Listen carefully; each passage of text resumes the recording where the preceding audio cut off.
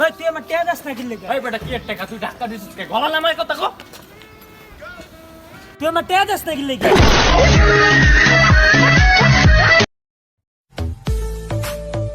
এই বেটা পিছে তোরা সিরিয়াল ধর আই কি সিরিয়াল দরজা দোকানে খুলুম না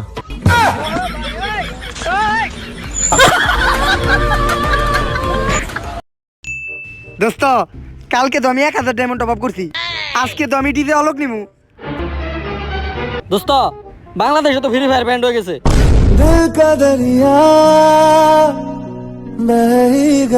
আরে ভাই আমি তো মজা করতেছিলাম